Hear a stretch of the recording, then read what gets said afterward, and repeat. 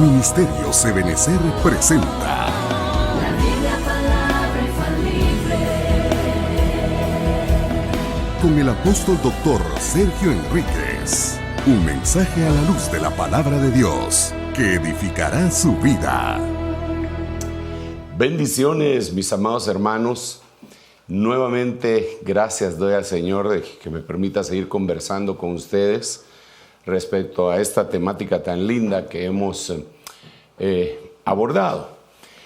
Hoy, mientras meditaba en la palabra para poderla trasladar, se me vino a la memoria aquel pasaje en donde un esposo le recomienda a su esposa qué cosas pedirle a su padre, al padre de la esposa. No sé si ustedes ya ubicarían en su mente bíblica el personaje que estoy mencionando, pero me refiero a tanto el libro de los jueces como en los últimos capítulos del libro de Josué, en donde aquel campeón llamado Otoniel conquista una ciudad y como consecuencia le dan de esposa la hija de Caleb. Y entonces, interesante, porque Otoniel y Caleb también eran familiares, ¿verdad? Y entonces es una figura hermosa ahora que estaba meditando. Entonces, Otoniel le dan por mujer a Axa, así se llamaba la esposa, Axa. Y entonces él llega, Otoniel, entre paréntesis, el esposo, y le dice a la amada, a la esposa, a Axa, mira, pídele a tu padre que te dé las fuentes de arriba y las fuentes de abajo, que te dé la bendición del cielo y la bendición de la tierra. Entonces Axa se baja de su montura y entonces el papá, cuando mira que se baja, le dice, ¿qué quieres? Entonces ella le pide lo que el esposo le dijo que le pidiera y se lo conceden, ¿verdad? Entonces, ¿por qué estoy trayendo a colación esta historia descrita en el libro de Josué, capítulo 15, y también en el capítulo 1 se repite en el capítulo 1 del libro de los jueces? Porque Jesucristo es el esposo, la iglesia es la esposa, y Jesucristo le aconseja a la iglesia que le pida al Padre. Aparte que desde luego el Espíritu Santo nos ayuda porque nosotros no sabemos orar como conviene y el Espíritu Santo nos ayuda a pedir. Pero en este caso de lo que hemos estado abordando en esta temática del regreso del amado, el esposo le dice a la esposa, oren de la siguiente manera. Oren de la siguiente manera, enciérrense en su cuarto, no hagan aspaviento de que están orando, no se pongan a orar en las plazas públicas, en lo intimidad, y cuando empiecen a hablar no digan las letanías que dicen los gentiles que piensan que por su palabrería van a ser escuchados. Ustedes en cambio digan, y empieza, Padre nuestro que estás en los cielos, y empieza a decir, pero como hemos platicado, esta es la genética de la oración del esposo aconsejando a la esposa. Eso es evidente, eso es indiscutible, es ineludible. El esposo Cristo diciéndole a la esposa iglesia qué es lo que tiene que pedir.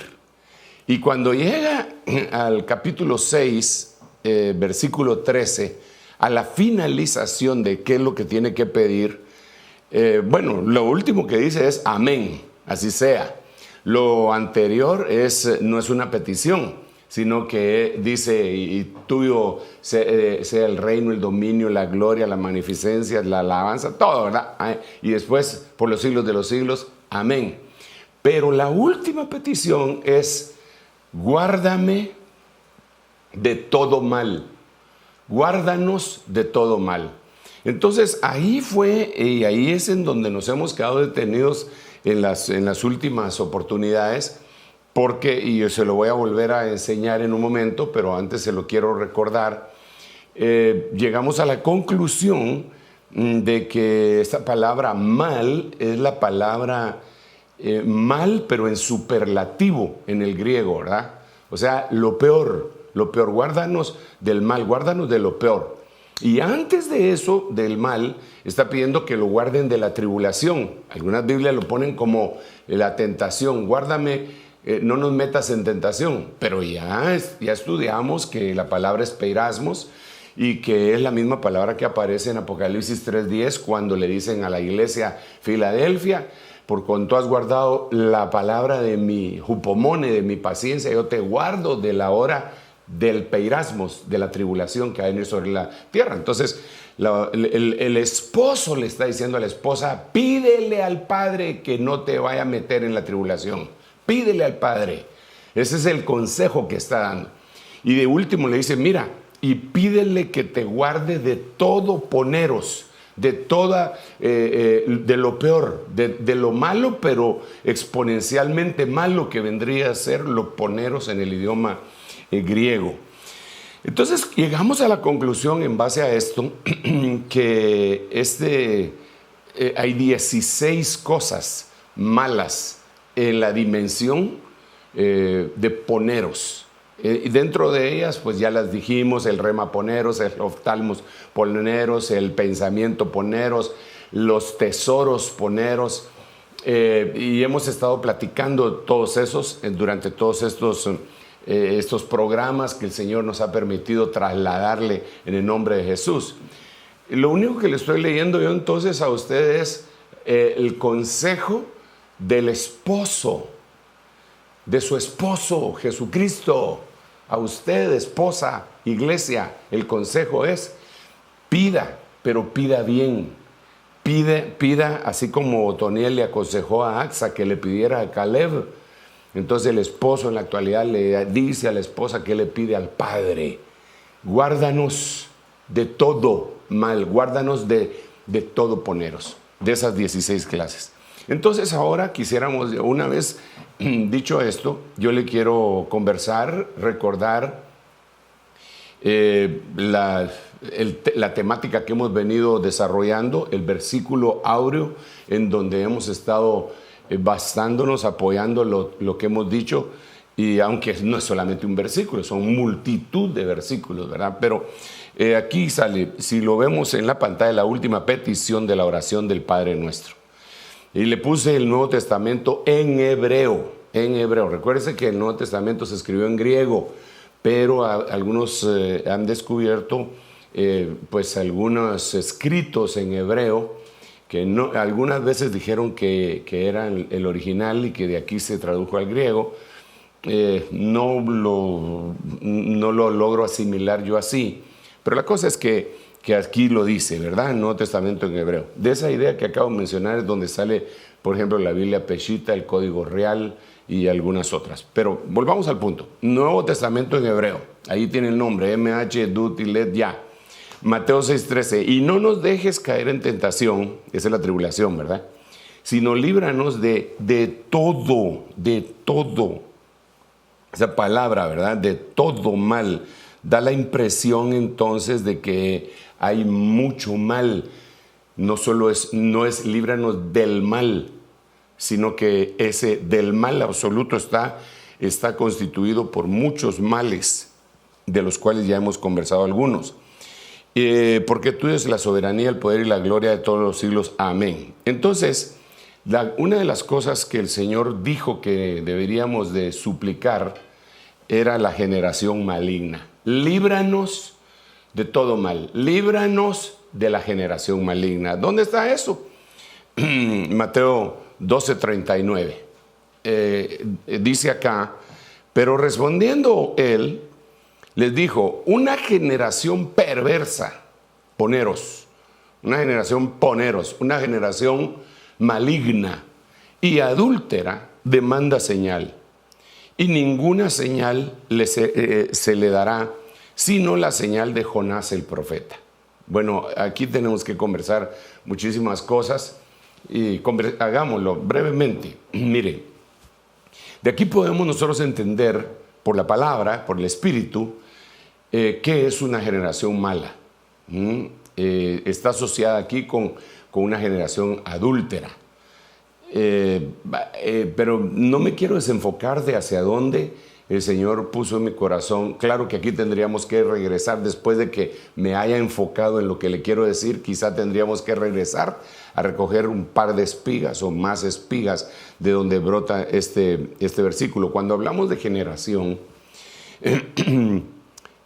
no estamos hablando de una línea de tiempo cronológica, ¿verdad? Digamos, la generación de mis abuelos, la generación de mis padres, mi generación, la generación de mis hijos y de mis nietos. Eso sería una línea de tiempo, pero no lo estamos hablando de esa forma. Por ejemplo, cuando el Señor escudriñó en el antiguo tiempo y vio a Noé, le dijo: solo a ti te he encontrado limpio, perfecto, en medio de esta generación. Se estaba refiriendo a toda la humanidad, y ahí habían diferentes, ahí habían abuelos, nietos, padres, bisnietos y todo. Entonces estaba hablando de un conglomerado total. Y a eso se refiere acá. Tenemos que hablar mucho de la generación. Usted sabe que los antropólogos y sociólogos, los que estudian al ser humano, nos quieren etiquetar y nos van segmentando en grupos. Y entonces se habla de la generación baby boomer y empieza a hablar diferentes generaciones. Ahora se habla de una generación de millennials, pero los millennials ya incluso hasta eso están pasando de moda, porque ya pusieron otras generaciones según estos estudiosos, o a saber quién se las inventa, en donde ya viene la generación X, la generación Z, la generación... O sea, siempre van añadiendo de acuerdo a algunos perfiles que ellos ponen sociológicos, ¿verdad? Ahora se dice que los que tienen el más control y son los que más existen son los millennials, y que por eso todo está dirigido hacia ellos, y que ellos son los que van a entregar al mundo, dicen algunos pensadores, que ellos son los que van a entregar al mundo a sistemas totalitaristas, porque nunca han vivido uno de esos. Pero no me quiero meter en eso. Yo no me quiero meter en que cuál generación es la mejor y que se pelean entre generaciones. ¿No se ha dado cuenta? Se pelean. Digamos, la generación que ya vivió bastante, muchas veces despreciada. Pero de la misma manera los jóvenes son despreciados, porque por eso el apóstol Pablo le dijo a Timoteo que ninguno tenga en poco tu juventud. La verdadera iglesia y la importancia de una iglesia avivada, de esa respuesta que el Señor le da al profeta que había pedido: aviva tu obra en medio de los tiempos, dala a conocer. El avivamiento es jóvenes y ancianos juntamente. Así veíamos a Israel. Una desgracia que pasó en Israel en el tiempo de Jeremías, y está descrito en el libro de Lamentaciones, es que los jóvenes dejaron sus canciones y sus danzas, y los viejos dejaron de sentarse en las puertas. Eso es una de las lamentaciones que hace Jeremías en ese libro que se llama Lamentaciones. Entonces, todos tenemos una función. Somos un cuerpo. La humanidad es un cuerpo. Y todos tenemos una función. Es impresionante. No me voy a detener en esto que acabo de decir, aunque para mí es impresionante, porque el mismo cuerpo está matando al mismo cuerpo. Pero sigamos acá. Entonces ahora viene el Señor y es más específico. Dice: una generación perversa, una generación poneros y adulta, demanda señal. Lo primero que sale de aquí, definitivamente, es que la generación de la cual el Señor nos está diciendo que roguemos al Padre que nos guarde de esa generación poneros, es esa generación que quieren señales, y sobre el escrito está. Es esa generación incrédula, porque también le dice generación incrédula. Todas esas cosas que le dice el Señor a la generación se resume en la generación poneros. Generación incrédula, ¿hasta cuándo estaré con vosotros? Generación adúltera. Todas esas cosas conforman la generación poneros. Pero en un rato, eso lo vamos a platicar posteriormente, si el Señor así nos lo concede. Pero lo que vemos acá, que está tan a la vista, salta a la vista, es que hay un montón de gente pidiendo señales. Y la Biblia nos narra y nos dice que nosotros debemos de pedirle al Padre que nos guarde de esa generación, que nosotros no seamos influenciados por esa generación, ni nos convirtamos en esa generación. Mire, ahora con la pandemia, pues no es que solo de eso hablemos, es que tenemos ya casi 80 días de estar batallando con esta cuestión, ¿verdad? Tenemos bastantes días. Bueno, nosotros, la iglesia está cerrada desde ¿qué? El 14 de marzo, me parece. Sí, el 14 de marzo fue el último culto presencial. Nosotros seguimos predicando y predicando y predicando. En ese tiempo hemos predicado, hemos tenido, ayer me informaban que algunos lo oyeron, más de 400 prédicas de esa fecha para acá. Y hemos atendido preguntas y respuestas más de 48 horas. O sea que no hemos dejado de trabajar. Nosotros no hemos dejado de trabajar para el Señor, para el reino. Pero el asunto es que en esta pandemia mucha gente empezó a pedir señales. Incluso algunos le decían a algunos ministros que son muy famosos, a ver si de veras sos famoso, pues, ¿por qué no te vas a meter a los hospitales a orar y a sanar a los enfermos? Ni siquiera dejan entrar a los hospitales, ¿verdad? Pero esa generación perversa decía eso para seguir polarizando y haciendo un disturbio de desunión en una población que lo que necesita es estar graníticamente unida para enfrentar el mal que llegó a toda la humanidad. Entonces esa generación demanda una señal. ¿De dónde proviene eso? Del diablo. Y el diablo se le llama también maligno.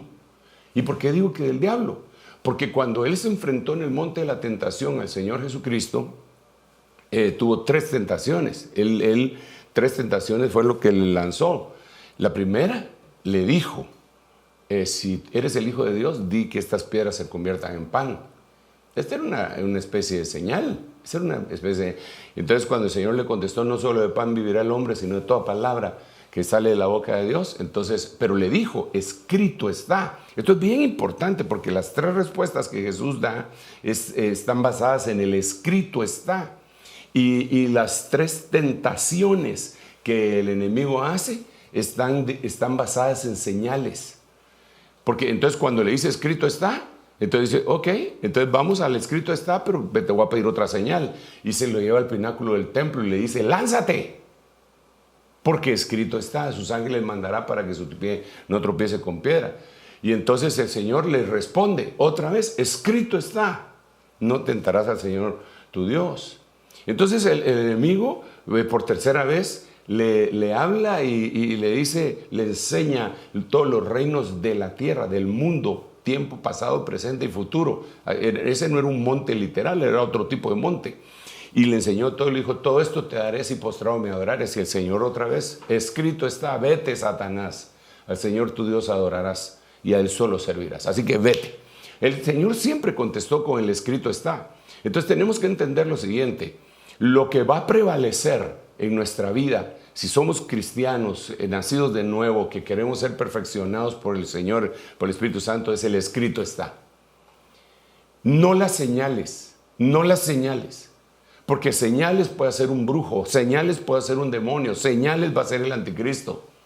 Es más, le va a dar Dios la oportunidad de que haga señales y se va a ir toda la tierra en pos de Él, porque toda la tierra va a querer las señales, se van a quedar deslumbrados. Dice que hizo una estatua y le da vida a la estatua y toda la gente va a ir en pos de Él por haber hecho una señal de esa categoría.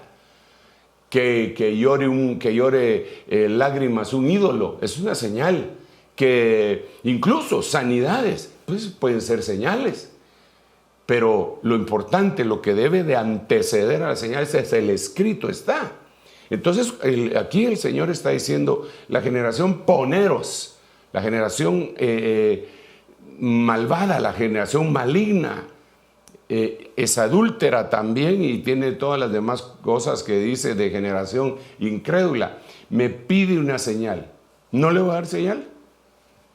Solo una. la del profeta Jonás. ¿Por qué solo esa? Porque ¿cuál era esa señal? Y él explica, porque así como Jonás estuvo 3 días con 3 noches en el vientre del gran pez, así el Hijo del Hombre estará en el vientre de la tierra 3 días y 3 noches. Entre paréntesis, no va a estar de viernes a domingo, porque la tradición, incluyendo la tradición evangélica, dicen que murió el viernes a las 3 de la tarde y el domingo resucitó, y por eso le dicen domingo de resurrección. Pero ahí no hay, el Señor no dijo eso. El Señor dijo 3 días y 3 noches, son 72 horas. Así que, pero tampoco me voy a meter en la explicación de eso. Solo le quiero decir que esa era la señal. ¿Y por qué esa señal? Porque esa señal se tiene que creer, no ver. ¿Quién vio eso? ¿Quién vio a Cristo resucitar? Al Cristo resucitado sí lo vieron, muchas personas lo han visto, pero la resurrección de Cristo nunca tuvo que haber habido fe. Entonces, ninguna señal será dada, sino la señal del profeta Jonás. Pero también el mismo Señor Jesús dijo, cuando yo regrese, ¿habrá fe en la tierra? Va a haber un ataque entonces en contra de la fe. Bueno, pues eso es parte de lo que se ve aquí, diría yo que se mira tal vez no a simple vista, ¿verdad usted? Pero sí poniéndole un poquitito de atención al texto sagrado. Una generación perversa y adúltera demanda señal. O sea, las generaciones perversas y adúlteras, eso es lo que piden, señal. Y no les dan esa señal. Ahora, yo le quiero leer aquí otros versículos para ir metiendo la espada, el escalpelo, el bisturí un poco más profundo e ir averiguando qué es esa generación poneros. Y aquí es en donde le quiero leer el mismo versículo en 2 versiones distintas, y de aquí, con la ayuda del Señor, pues zarpamos, elevamos nuestro vuelo. Mateo 11:16. ¿A qué pues compararé esta generación? Otra vez la palabra generación, ¿verdad? ¿A qué voy a comparar esta generación? Que es una generación poneras. Es semejante a niños sentados en las plazas que dando voces a otros dicen. Ok, volvamos otra vez, platiquemos un poquitito. Cuando usted sigue leyendo, lo que dicen unos a otros es, les tocamos arpa, flauta y no danzaron. Les tocamos endechas y no lamentaron. Y de ahí se pueden obtener algunas conclusiones, si solo nos quedáramos con esa interpretación que es muy valedera, que la generación maligna, la generación poneros, con nada está contenta. Con nada está contenta. Si llueve, ¿por qué llueve? Si hay sol, ¿por qué hay sol? Si la cosa tiene tal, ¿por qué eso así? Yo lo quiero de la otra manera. Y si es así, tampoco de esa manera. Es una generación que tiene una insatisfacción interna tan fuerte, tan poderosa en sus entrañas, que no puede deleitarse con las cosas lindas, preciosas y sencillas que nuestro buen Dios nos da. ¿Por qué hay viento? ¿Por qué no hay viento? ¿Por qué hay tal? Todo.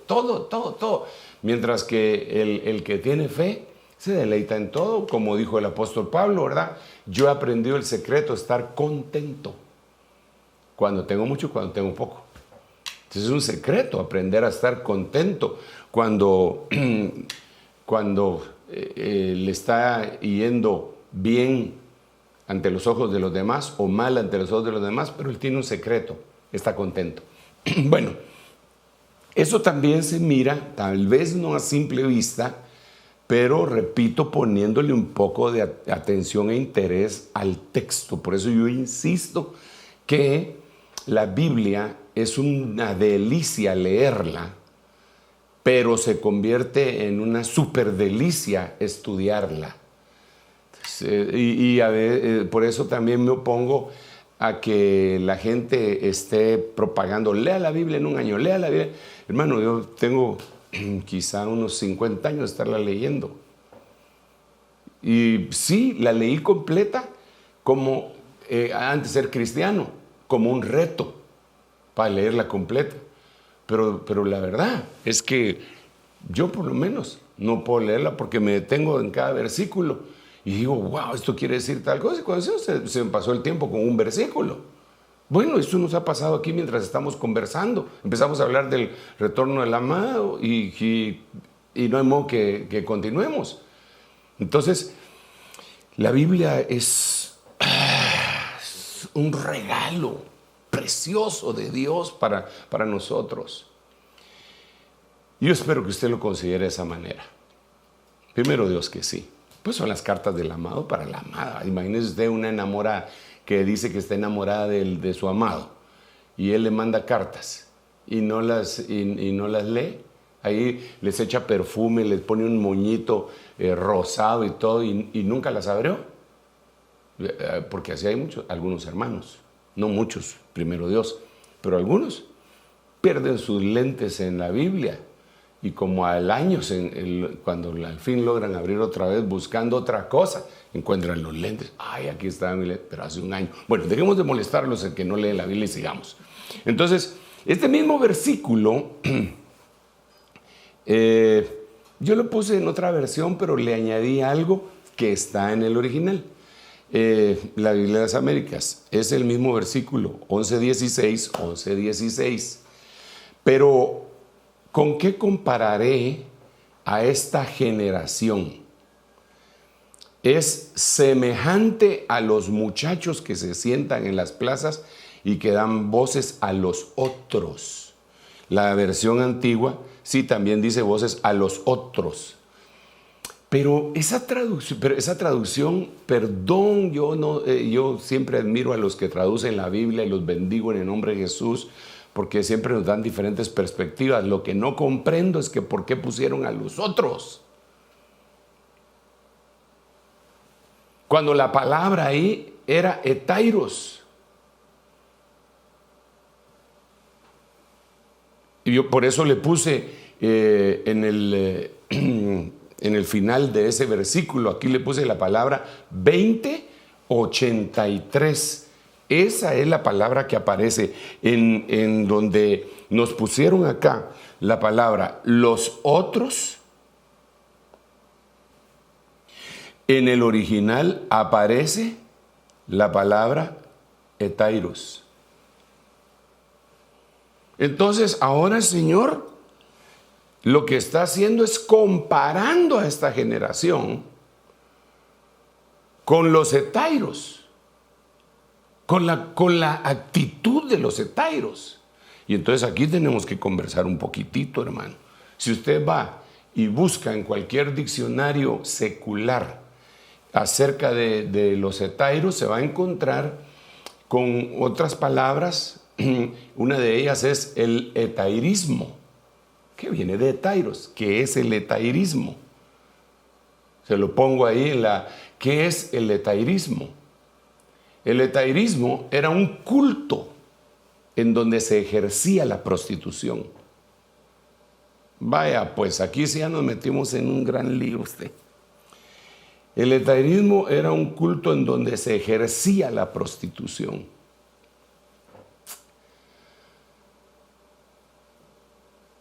Mire, las culturas que nos han antecedido, algunas eran más permisivas y no perseguían tanto a la prostitución, hasta que luego sí empezaron a convertirse en un problema la prostitución y entonces la empezaron a perseguir, pero al final de cuentas algunos estados lo que querían era simple y sencillamente que les tributaran, ¿verdad? Tenían un trabajo X y que les tributaran y las dejaban de molestar. Pero para comprender esto tenemos que remontarnos a la estatua de Nabucodonosor. ¿Por qué razón? Porque la estatua de Nabucodonosor, si usted se recuerda, estaba en la cabeza Babilonia, que era el oro, en el pecho estaba la plata, que era Medo Persia, en el vientre, que incluía los genitales, estaba Grecia, que era el bronce, era una mezcla. El bronce se obtiene de una mezcla, la plata y el oro no, el hierro tampoco. pero el bronce sí se obtiene de una mezcla, se funde con el estaño y el cobre y se encuentra bronce, es una mezcla. Y estaba a nivel de los genitales y representaba a Grecia. Y esta costumbre, la palabra etairismo, es una palabra griega y proviene de la cultura griega. Y lo impresionante es que esta cultura, cuando nosotros uno lo investiga, y lo deberíamos de investigar porque nos conviene como cristianos, puesto que cuando el Señor vino a la tierra, el imperio romano era el que estaba gobernando, pero el imperio romano había conquistado el imperio griego con las armas, pero con la cultura el imperio griego había conquistado el imperio romano. Por eso todavía se hablaba griego. ¿Cómo va a ser eso que los conquistan los romanos y de todo modo se sigue hablando griego? Culturalmente fueron conquistados. Entonces, cuando se escribe el Nuevo Testamento, se utilizan algunas palabras griegas que nos deberían de dar mayor perspectiva para aquellas cosas que el Señor dijo. ¿A qué compararé? ¿A qué compararé a esta generación? Son como los muchachos que se sientan en las plazas y le dicen a los otros etairos. O sea que ellos también son etairos y los otros también. Entonces, ¿qué está diciendo? ¿A qué compararé a la generación maligna de la cual les estoy diciendo que oren para no ser parte de esa generación maligna, para que eso no contamine sus mentes? ¿A qué lo compararé? A la generación de etairos. Vaya, pues aquí nos metimos en el puro callejón. Yo voy a tratar de ir rápido. Estas palabras las he mencionado en algún momento con los hermanos de la iglesia que me ha tocado pastorear. Voy a añadirle algunas otras cuestiones acá, pero déjeme ponerle esto ahí en su pantalla para darme más o menos a entender. En la cultura griega, la prostitución no se veía con desprecio. El ejercicio de la misma, de la prostitución.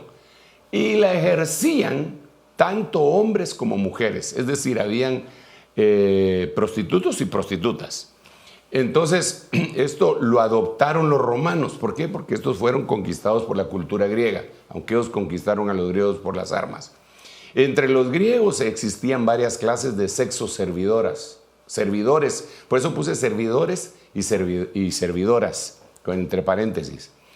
Pero las más famosas eran los dos extremos. Una se llamaban pornai, les decían pornai. Y estas estaban dedicadas a la clase baja. Tenían muchos clientes y se dedicaban y únicamente ofrecían sexo. En el otro extremo estaban las etairas. Pero también habían etairos. Porque recuérdense que era una sociedad demasiado permisiva en donde había homosexualismo a granel, tanto con los griegos como con los romanos. Eso está reportado en los libros de historia. Estas etairas, quienes además de los favores sexuales, también ofrecían compañía, tertulia, es decir, plática, ¿verdad? Y en algún momento consejería. ¡Qué tremendo!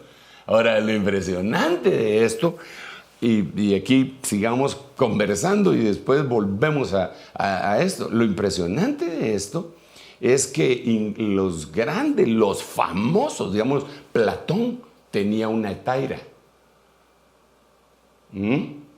que era una su dama de compañía, una prostituta, porque se vendía. Ella no estaba ahí por amor al arte, sino que ella estaba por amor a la plata. Que Platón, como se llama Platón, debe haber tenido mucha plata, imagino yo, pero bueno, pero la cosa es que él le pagaba. Esta etaira, imagínese usted conversar con Platón. ¿Qué clase de mujer sería en cuanto a lo intelectual? Y así eran las etairas. Ellas se vendían, digamos, a militares, a gobernantes, a mercaderes, a filósofos, en la cultura griega, y eso se trasladó hasta los romanos. Pero no dejaban de ser prostitutas de alta jerarquía, si usted quiere, como en ese tiempo sería una escort lady, ¿verdad?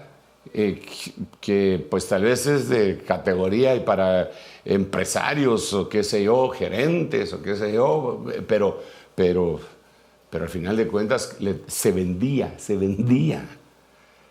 Entonces ahora viene el Señor y dice, ¿a qué voy a comparar a esta generación? La voy a comparar a los hetairos. A eso la voy a comparar. Entonces, impresionantemente en la Biblia, en el Nuevo Testamento, aparecen 4 hetairos, incluyendo el que ya vimos aquí en Mateo 11:16, que son estos muchachos, ¿verdad?, que con nada están contentos. Aparte de esos que acabamos de decir, hay 3, entonces en total 4. Y en el Antiguo Testamento, aunque fue escrito en hebreo, por la influencia griega, se escribió la Septuaginta. Y la Septuaginta se tradujo del hebreo al griego. Entonces, y luego se tradujo del griego al español. Entonces eso nos da una perspectiva extra, porque aparecen, en base a eso, aparecen hetairos en el Antiguo Testamento, clasificados de la manera como ya lo dije. Entonces, esto nos ayuda para ver cómo es la generación maligna, de la cual el esposo le está diciendo a la esposa, pídele al padre que te libre de lo oponeros de lo maligno, que te libre de la generación maligna, que te libre del ojo, poneros, que te libre del rema, poneros, que te libre de todo lo que ya hemos ido predicando, de esto, poneros, ¿verdad? De las 16 cosas esas. Entonces miremos, para irle acercando más el zoom, y yo quiero apresurarme porque yo sí quisiera terminar esta parte y me quedan casi 10 minutos y no sé si voy a llegar, pero tengo que llegar porque tenemos que seguir avanzando en esta temática, porque todavía ni siquiera he logrado explicar el afaneros, el faíno ni la epifanía. Y nos hace falta hacerlo. Nos hemos ido deteniendo por todas estas cuestiones que creo tienen una superlativa importancia también. Entonces sigamos, pues. Mire, pues, los hetairos del Nuevo Testamento. Esa sería la generación hetaira, ¿verdad? Bueno, estos serían los primeros, pero ya medio lo expliqué. Entonces, si me quedo demasiado en ellos, no voy a seguir a los otros 3 versículos del Nuevo Testamento. Entonces, Mateo 20:13. Pero respondiendo él, dijo a uno de ellos, hetairo, amigo, tradujeron acá, y eso no lo deberían de haber hecho así, hombre. Amigo, no te hago ninguna injusticia. ¿No conviniste conmigo en un denario? Entonces vamos rápido, pues, vamos rápido. Platiquemos así brevemente. La historia de esto, usted lo conoce, ha leído el contexto, pero si no, déjeme recordársela así rapidísimo. Aquí se habla de aquellos que fueron contratados. Varios grupos fueron contratados a diferente hora del día. El dueño de la fábrica, por decirlo así, salió en la mañanita y dijo, ¿quiénes quieren ir a trabajar a mi fábrica, a mi maquila, lo que sea? Dijeron, vénganse. ¿Cuánto nos vas a pagar? Un denario. Un denario. Ah, perfecto, un denario es el sueldo que está aprobado por un día de trabajo. Se fueron todos a la viña, maquila, fábrica de ese personaje. Se fueron a trabajar. Luego, él calculó que necesitaba más trabajadores y volvió a salir, pero ya habían pasado unas cuantas horas. Y entonces dijo, ¿quién quiere ir a trabajar? Y entonces, pero ya no les dijo lo mismo, les dijo, se les pagará lo que sea justo. Así les dijo, se les pagará lo que sea. Ya no les dijo un denario, se les va a pagar lo que sea justo.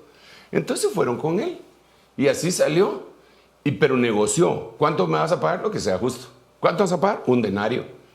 Pero salió de último ya cuando estaba casi terminando la jornada laboral y encontró a unos señores ahí y dijo, hey, vayan a mi viña a trabajar. Fíjense usted que ni siquiera les dijo que les iba a pagar. A los otros les dijo que se les iba a pagar lo que era justo. A estos ni siquiera les dijo que les iba a pagar. Y se fueron aquellos bien felices, ¿verdad? Llegaron a la fábrica, empezaron a ponerse los guantes, la mascarilla, lentes y todo. Cuando ya estaban uniformados, sonó el silbato de las 6 de la tarde y no hicieron nada. Entonces en las bocinas de la maquila se oyó: los que vinieron de último, atención, atención, todos los que vinieron de último, pasen a cobrar su pago. Pero si estos no hicieron nada, dijeron los que llegaron al principio, ¿eh?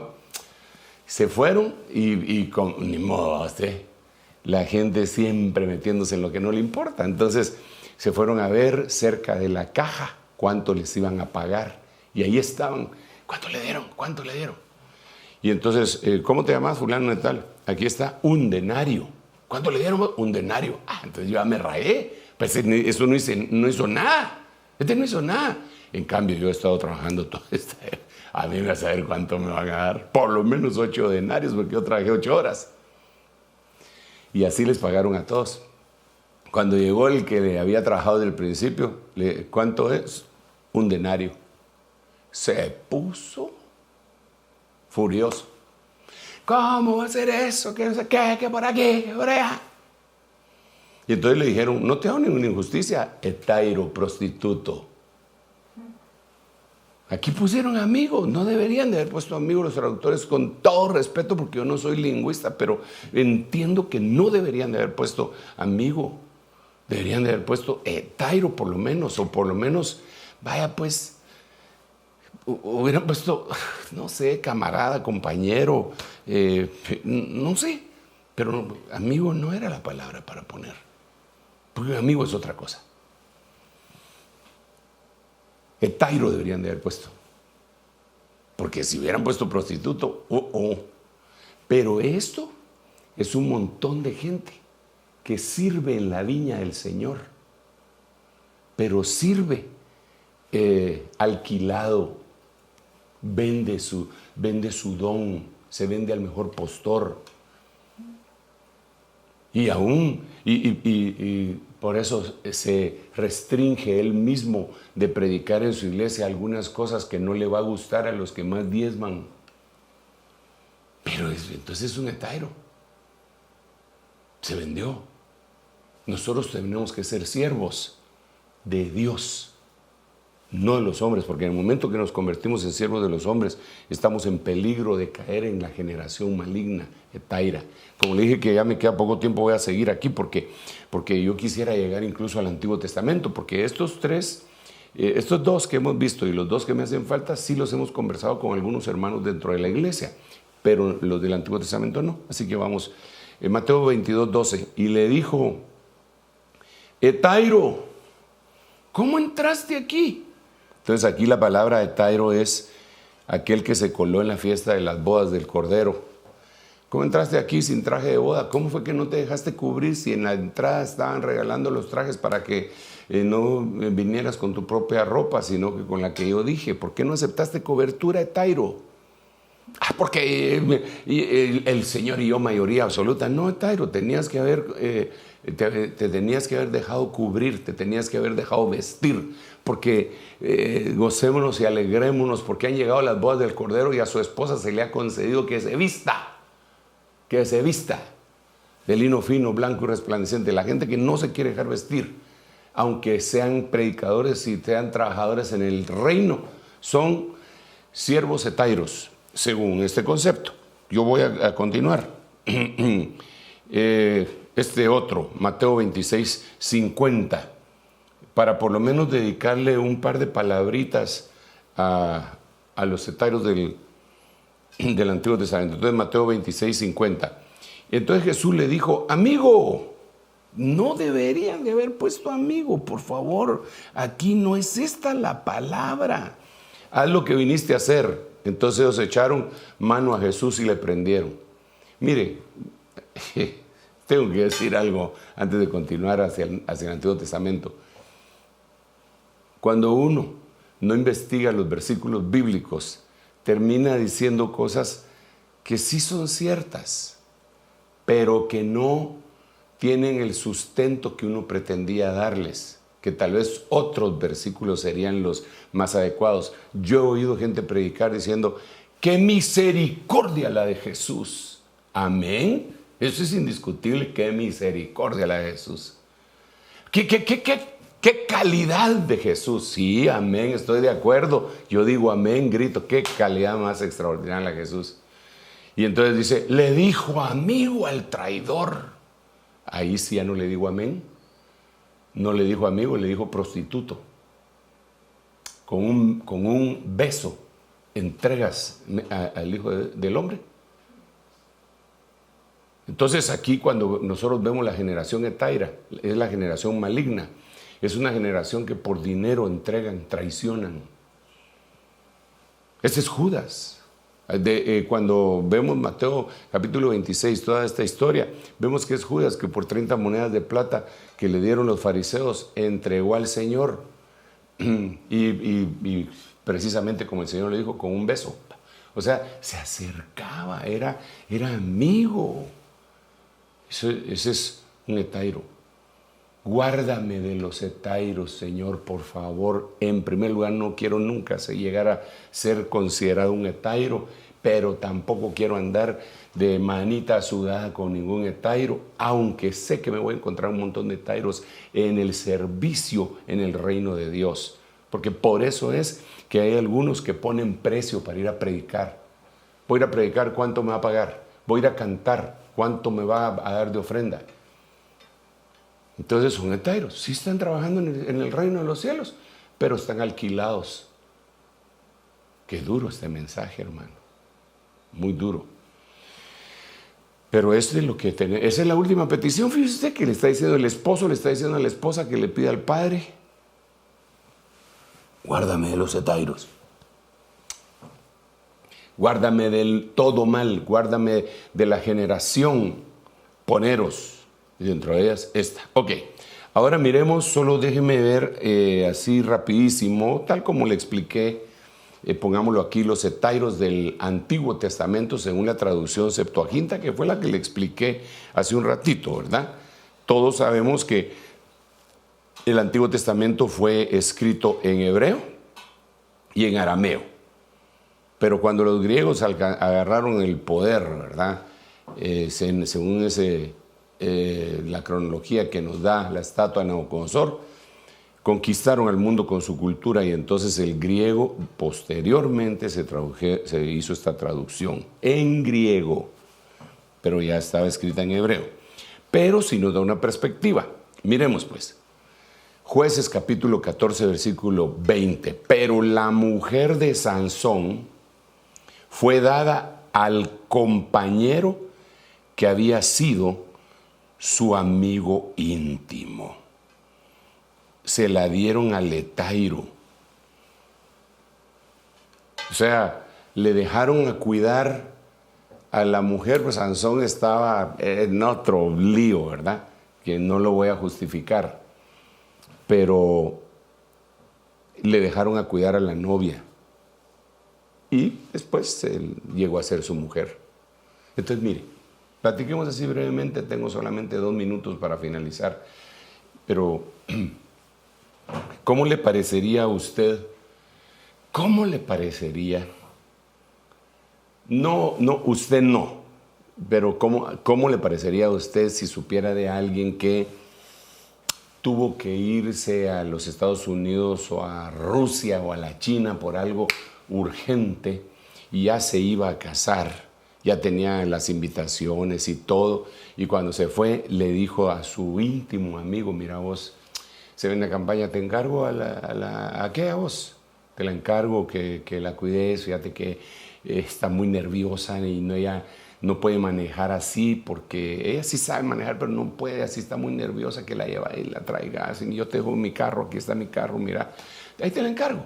Y para que termine de preparar todas las cosas para la boda y todo. El cuate se va, compra lo que tenía que comprar y cuando regresa, el otro está durmiendo con la que tenía que cuidar. ¿Cómo le parecería? Vos me dijiste que te la cuidara, aquí te la estoy cuidando muy bien. No, ese es un infeliz. Entonces ahora, como los hetairos son siervos, Jesucristo se fue a recibir un reino y dejó a los amigos del novio a que cuidaran a la novia. ¿Cómo le parecería que nosotros nos empezáramos a enamorar a la novia? ¿Ah? Seríamos hetairos. ¿Cómo le parecería que estuviéramos tratando de atraerla solo hacia nosotros? Y eso sería enamorarse a la novia. Seríamos hetairos. Renunciamos a eso en el nombre de Jesús. Nosotros vamos a ser como, en ese sentido, vamos a ser como Juan el Bautista, que cuando pasó Jesús enfrente dijo, ahí está el Cordero. Ese es el Cordero que quita el pecado del mundo. Por eso la iglesia no debe estar conformada por estrellas rutilantes que son lo máximo. No, a nosotros nos mandó el Señor para equipar a los santos, para que entre todos hagamos la obra. Para eso nos mandó el Señor. Y por eso, mire, digamos, nosotros hemos tenido ahorita, le dije, más de 400 mensajes. Pero de todos esos mensajes yo no he predicado los 400.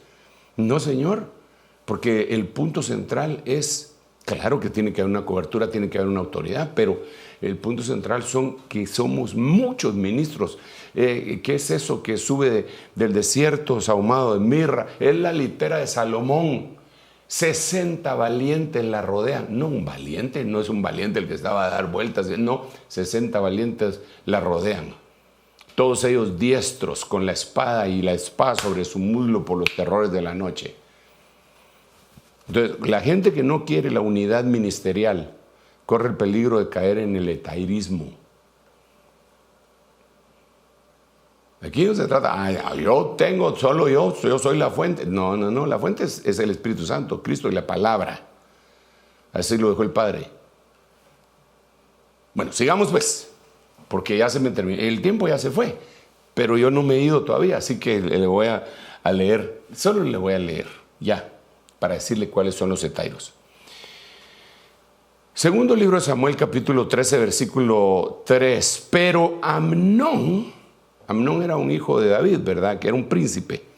Tenía un amigo, un hetairo, tenía un su hetairo, fíjese usted, que se llamaba Jonadab, hijo de Simea, hermano de David, eran familia.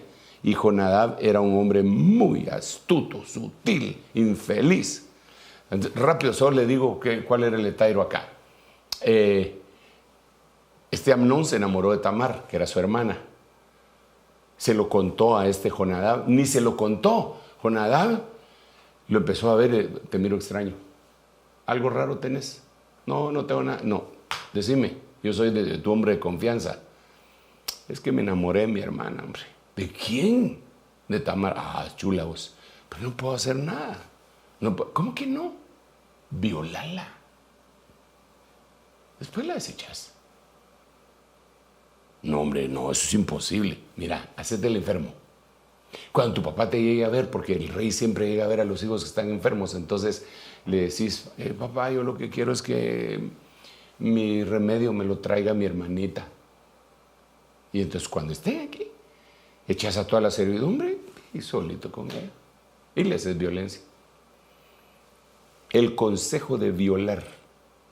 Y hemos hablado, cuando hablamos de la violencia en el hogar, hablamos bastante sobre la base del Aná, ¿verdad? Que sería violación sexual.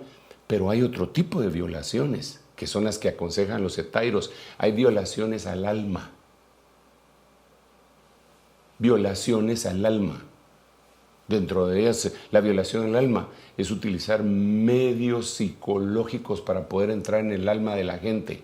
Eso lo hacen los hetairos. Por eso yo siempre me he opuesto, y lo seguiré haciendo, a los encuentros, a los beteles, a los penieles, los nombres que le quieran poner, porque es un sistema de aprendizaje programado que va en contra del alma para violarla. Eso lo hizo Jonadab. Bueno, y le voy a leer otro versículo.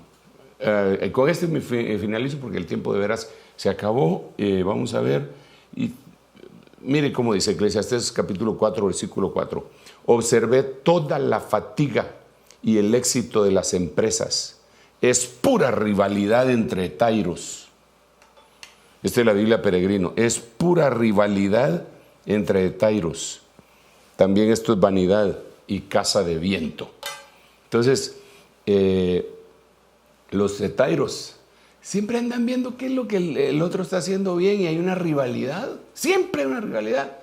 Y entonces predican por rivalidad, como dijo el apóstol Pablo. Unos predican por envidia, otros por rivalidad y otros por hacerme mal en mis prisiones. Entonces, esa es esa rivalidad. Etairos.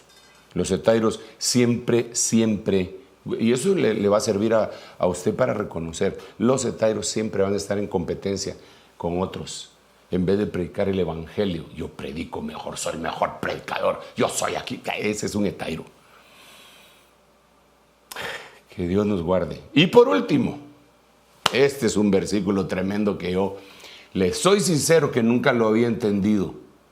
Cuéntame, amor de mi vida, ¿dónde apacientas tus rebaños? ¿Dónde a la hora de la siesta los haces reposar? ¿Por qué he de andar vagando entre los rebaños de tus etairos? Híjole, entonces déjeme contarle, ya aquí finalizo esta. Mire, ¿sabe por qué no lo había entendido yo? Porque decía, ¿por qué ella dice que está vagando? Porque las demás versiones dice, entre los rebaños de tus amigos. ¿Por qué va a estar vagando? Y en el siguiente versículo le dice el amado, si tú no lo sabes, sos la más hermosa de todas las mujeres, ve, sigue las huellas del rebaño y apacienta tus cabritas junto a las cabañas de los pastores, no de los etairos, de los pastores. Entonces el amado la manda con los pastores, pero ella dice que había estado, se sentía como al perdérsele el amado, se puso como vagabunda en los rebaños de los etairos. Entonces hay etairos que no están cuidando bien de la novia y las andan y los llaman vagabundos, son vagabundos. El rebaño entero es vagabundo. Tú tienes que buscar un pastor. Tú no puedes estar bajo la sombra de un etairo, tú tienes que buscar un pastor que pastoree tu alma. ¿Y cómo se pastorea el alma? Porque la gente cree que pastorear el alma de alguien es estar ahí en contacto siempre. ¿Y cómo amaneció? ¿Y cómo le va? Y hasta dejarlo empachamado cuando se va a dormir. No, así no es la cosa. El pastor tiene un arma que la Biblia la dice. Dice, bueno, tiene muchas, pero para pastorear dice, mis ovejas oyen mi voz y me siguen. Entonces la voz, la prédica, la orden es el arma del pastor. Si tu pastor no te predica, tenemos un problema.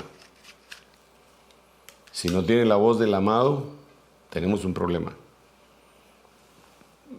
Creo que pueden haber muchos etairos, pero ese es un tema, híjole, inmenso, intenso. Pídele al Señor. Eso es lo que aconseja el esposo, Jesucristo, a la esposa, la novia, que le pida al Padre, guárdame de todo mal, líbrame de todo mal, líbrame de la generación maligna, líbrame de la generación etaira. Oremos. Padre, en el nombre de Jesús, te damos gracias porque cada día más estamos aprendiendo a orar, cómo hacerlo, qué pedir, dónde hacerlo. En el nombre de Jesús, auxílianos, Señor, para ser guiados por tu Santo Espíritu y tu palabra, para saber exactamente qué es lo que debemos de pedir, en qué momento también orar, Señor, a voz en cuello, y en qué momento hacerlo en la recámara de nuestra alma, en el nombre poderoso de Jesús. Bendice a tus hijos, aquellos, Señor, que han abierto su corazón para ti, hazlos nacer de nuevo. Aquellos que se habían alejado y quieren regresar a la casa del Padre como el Hijo pródigo, permite que nuestros brazos estén abiertos para poderlos recibir. Bendice a todos nosotros y ayúdanos a prepararnos para el pronto encuentro contigo. Gracias, Señor, en el nombre de Jesús. Amén, amén y amén. Dios los bendiga y nos seguiremos platicando luego. Bendiciones.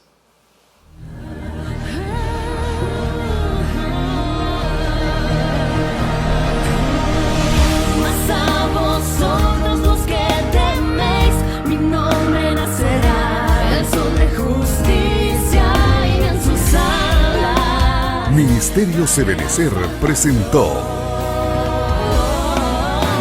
La Biblia, palabra infalible.